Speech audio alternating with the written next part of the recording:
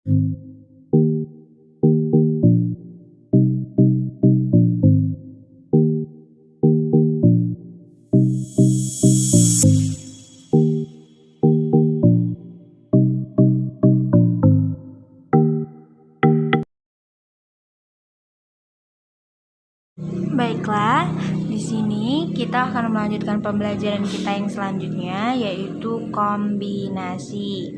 Adapun pengertian kombinasi, misal dari n unsur yang berbeda akan disusun k unsur tanpa memperhatikan urutan.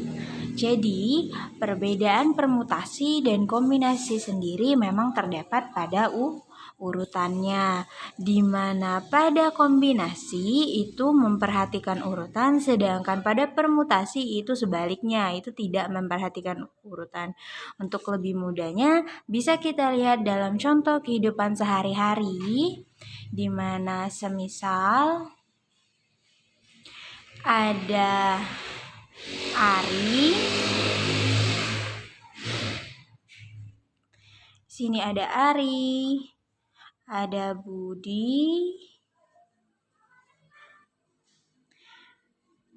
ada Chandra, dan ada Doni. Di sini untuk pertama kita contoh permutasi.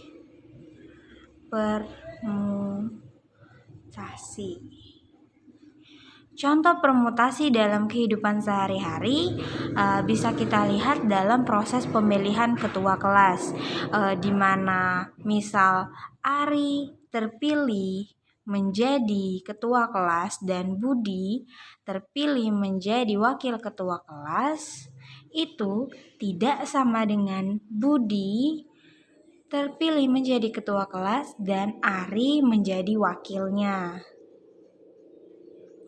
Jadi sudah jelas kan, dalam kehidupan sehari-hari permutasi itu bisa kita lihat dalam proses pemilihan ketua kelas, wakil ketua kelas, dan sebagainya.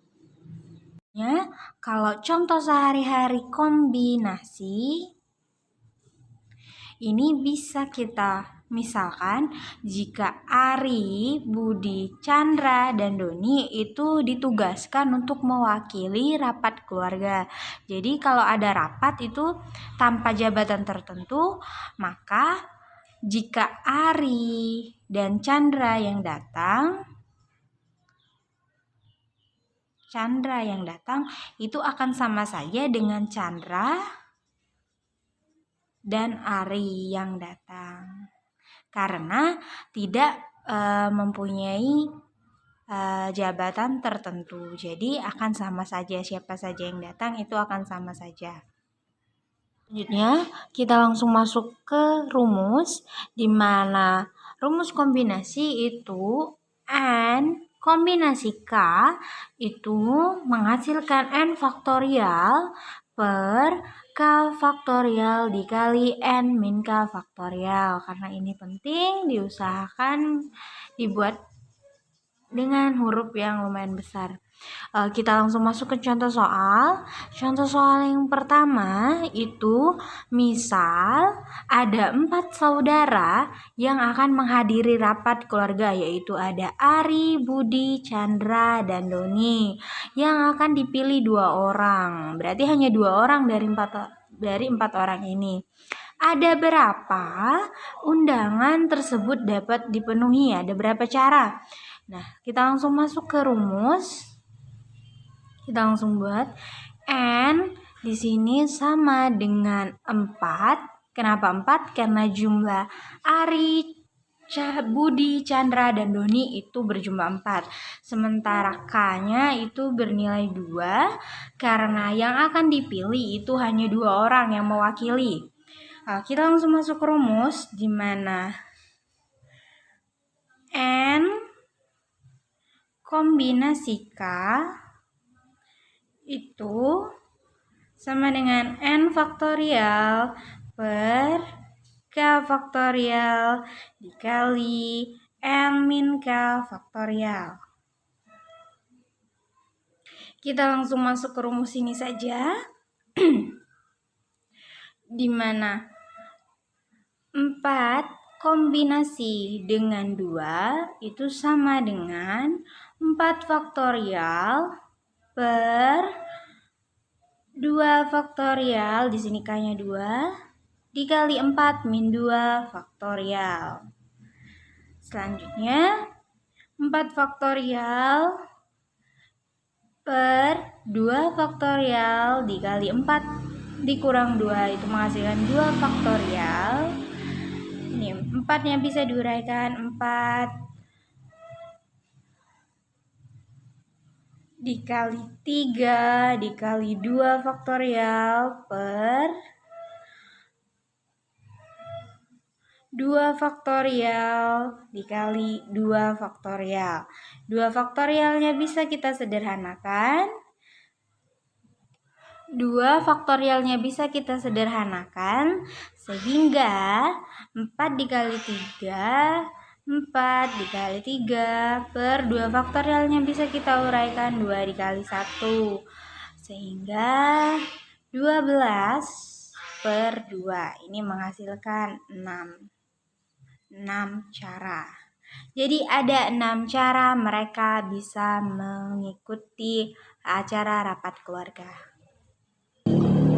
Selanjutnya kita langsung masuk ke contoh soal nomor 2. Nomor 2, dalam suatu ujian, setiap siswa akan menjawab 4 soal dari 7 soal yang diberikan. Nah, jika seorang siswa memilih secara acak soal yang akan dikerjakannya, ada berapa banyak cara yang bisa dilakukan? Kita langsung masuk ke rumus, di mana M-nya bernilai 7 dan K-nya bernilai 4. Kenapa N-nya bernilai 7? Karena soalnya ada 4 dan karena soalnya ada 7 dan yang dikerjakan itu 4 soal. Berarti 7 kombinasi 4 itu sama dengan 7 faktorial per 4 faktorial dikali 7 min 4 faktorial sama dengan 7 faktorial per 4 faktorial dikali 3 faktorial.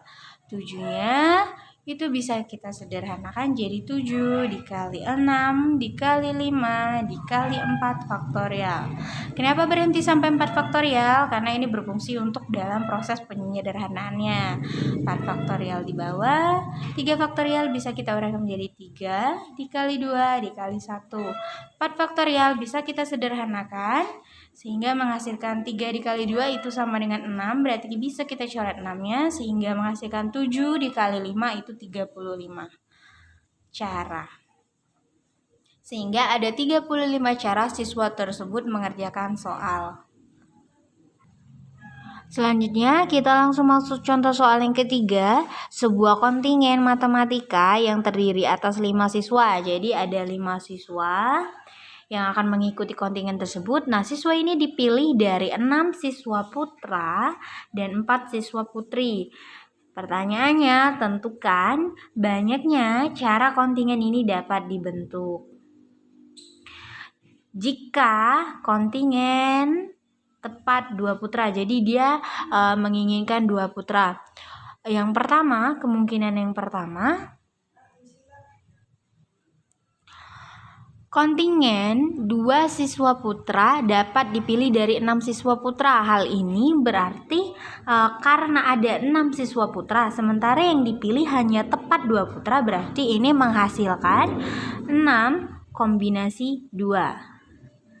Yang kemungkinan kedua, kontingen terdiri dari 5 siswa, berarti masih tersedia 3 tempat lagi. Udah dipilih 2, berarti masih terdapat 3 lagi posisi yang harus diisi oleh siswa putri. Maka banyaknya cara memilih 3 siswa putri ini dari 4 siswa putri yang ada, sehingga menghasilkan 4 kombinasi 3. Nah, berdasarkan aturan perkalian, kita menggunakan aturan perkalian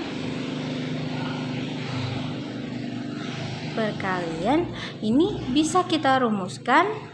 Banyaknya cara menentukan kontingen yang memiliki tepat 2 putra itu 6 kombinasi 2 dikali 4 kombinasi 3. Untuk menghitungnya bisa kita uraikan 6 faktorial per 2 faktorial min 6 min 2 faktorial dikali 4 faktorial per 3 faktorial dikali 4 dikurang 3 faktorial. Selanjutnya 6 faktorial per 2 faktorial dikali 4 faktorial dikali 4 faktorial per 3 faktorial dikali 1 faktorial sama dengan 6 faktorial bisa per 2 faktorial dikali 4 faktorial dikali 4 faktorial per 3 faktorial. Satunya nggak usah dihitung, itu sama saja 6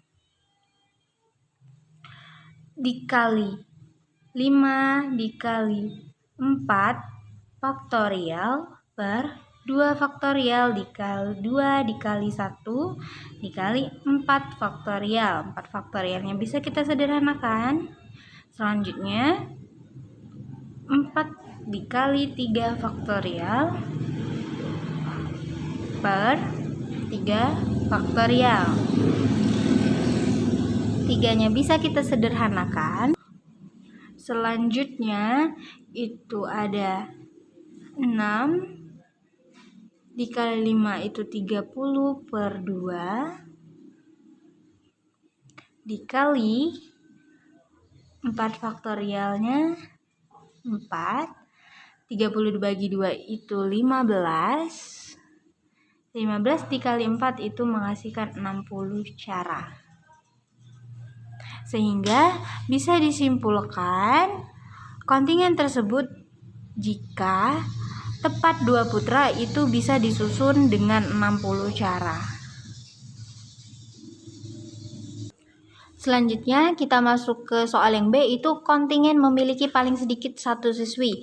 Nah, karena dia memiliki paling sedikit 1 siswi, maka jika kita menggunakan banyaknya cara membentuk kontingen yang terdiri atas 5 siswa dengan semuanya putra, itu berarti 6 kombinasi 5. Ini kalau semuanya putra.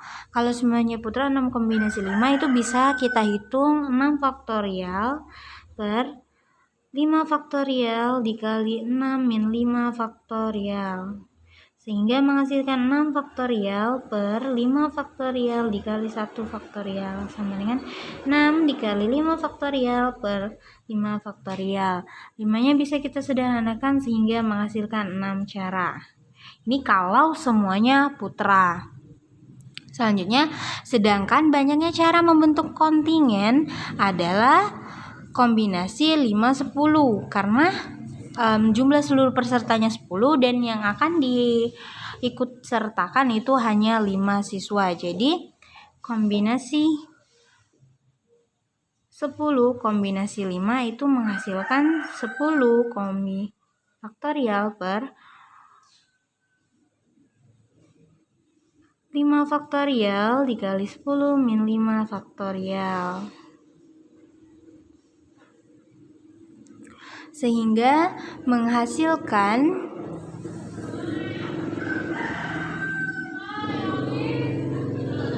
10 faktorial per 5 faktorial dikali 5 faktorial. Sehingga menghasilkan 10-nya bisa kita gandakan 10 dikali 9 dikali 8 dikali 7 dikali 6 dikali 5 faktorial per 5 faktorial dikali 5 dikali 4 dikali 3 dikali 2 dikali 1. 5 faktorial bisa kita sederhanakan. 5 dikali 2 itu sama dengan 10. 4 dibagi 2 ini bisa kita kecil jadi 2. 3 bisa kita perkecil, 3 dibagi 3, 3-nya maksimum jadi 3, sehingga 3 dikali 7 dikali 3 dikali 2 dikali 7 dikali 6 itu menghasilkan 252 cara. Nah, ini 6 kombinasi 5 itu jika seluruhnya putra, dan 10 kombinasi 5 itu jika seluruh siswanya jika membentuk kontingen 5 dari 10 siswa. Maka untuk mencari kontingen paling sedikit 1 siswa tinggal kita kurangkan saja. 6 10 kombinasi 5 itu dikurang dengan 6 kombinasi 5 sehingga menghasilkan 252 dikurang 6 sehingga menghasilkan 246 cara agar kontingen tersebut paling sedikit satu siswi putri. Baiklah, sekian dulu pembelajaran kita hari ini. Jangan lupa belajar di rumah. Saya akhiri, wabillahi taufiq wal hidayah. Wassalamualaikum warahmatullahi wabarakatuh.